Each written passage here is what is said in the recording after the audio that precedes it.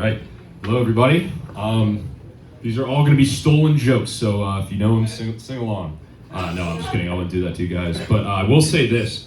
I have a, like Rich, this is my first time being up here. And I'm planning on retiring. This is going to be my last comedy set of my career. Very short-lived, so you're all very, this is kind of like a shooting star event, really. But I do have a patent pending on all of the jokes that I'll be delivering tonight.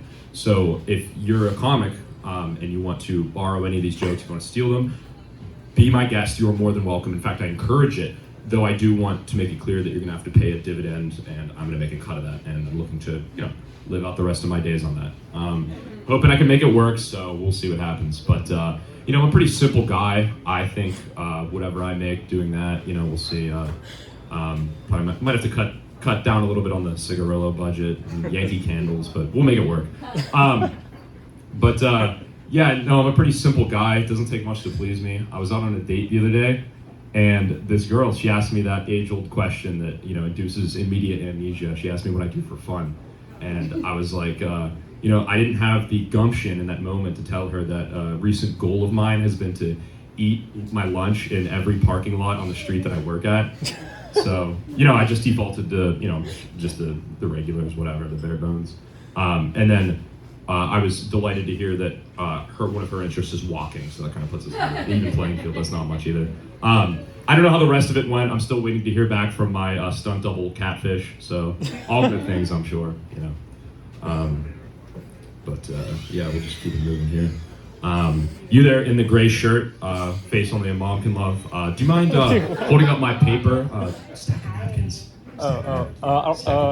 Menu. Okay. Yeah. Perfect. Okay, awesome. I just wanted you to hold up my.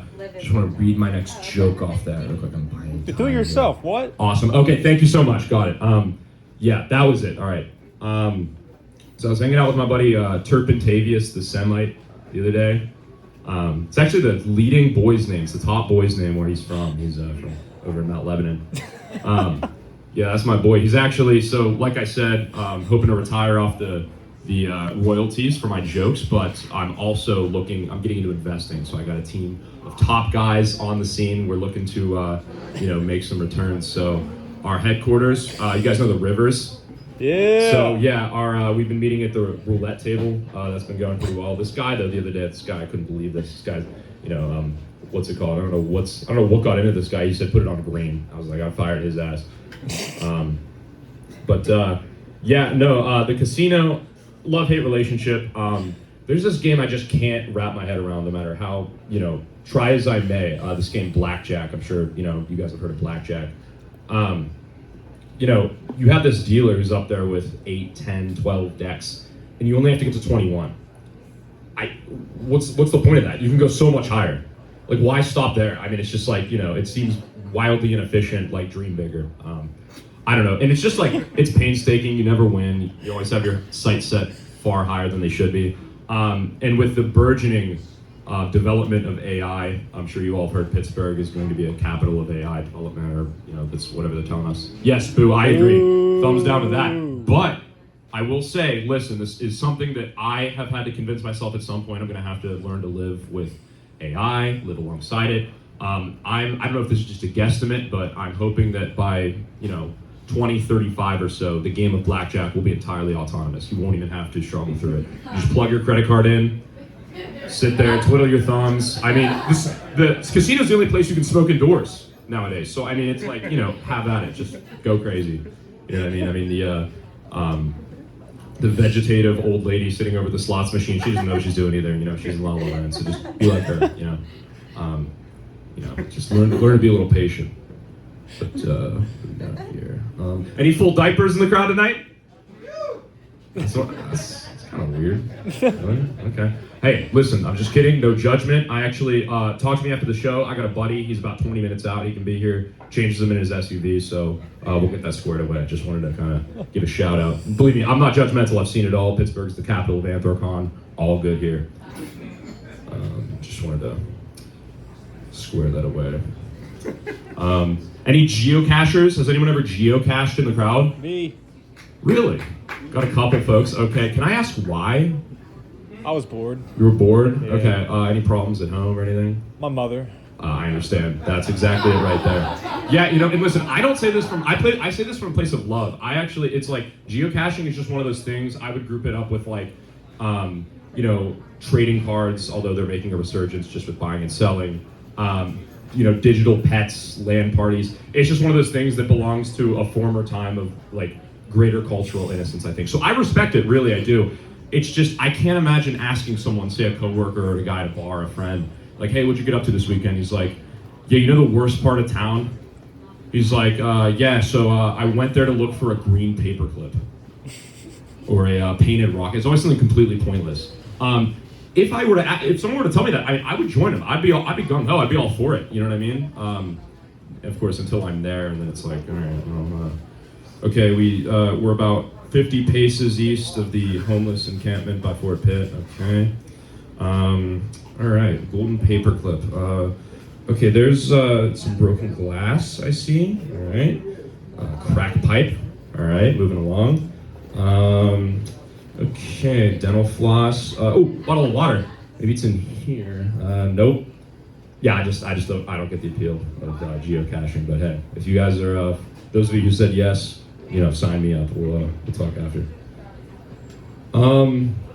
Speaking of things I just can't wrap my head around, but that I deeply respect, I wouldn't go that far, you'll see. There was this guy I went to high school with, and I gotta be careful because we're about 2 blocks down from my former high school. But there was a guy at my high school who got the world record, get this, the world record for the longest chain of carabiner clips. Woohoo. Isn't that something? Yeah, all right, carabiner clips. Yeah, I don't remember how many there were, but you know, and like I said, hey, I respect it. You know what I mean? It must have been a slow day at the Guinness inductee phone line headquarters. I'm assuming it played out like he called in, you know, and the CEO, you know, who buys Guinness anymore? You know, the CEO probably offed himself, and they're looking for a new guy on the. You know, they're just like scrambling. No one's buying Guinness books of world records anymore. He's like, longest carabiner. Say that again, carabiner. Okay, all right, yeah, sure, slow down. Okay, what do you do? 7 million? 7. Okay, 7,000. All right, 7,000. All right. No, you're good. He's sitting there playing solitaire. He's like, yeah, I'm looking through the records here. We've never had someone call in for a what'd you say? Oh, carabiner clip chain. Okay. All right, we'll get you squared away, and then, you know, quickly hung up.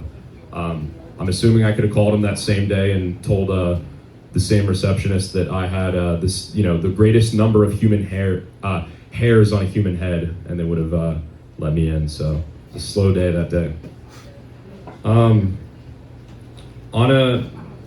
I guess no, this is really out of left field, but I did want to point this out. I was thinking recently. I was at Texas Roadhouse. This was back in 2021, and this is nothing. I'm not here to make light about this, but I was actually at Texas Roadhouse the day that the CEO committed suicide. So you know that was a very tragic thing. It was very weird.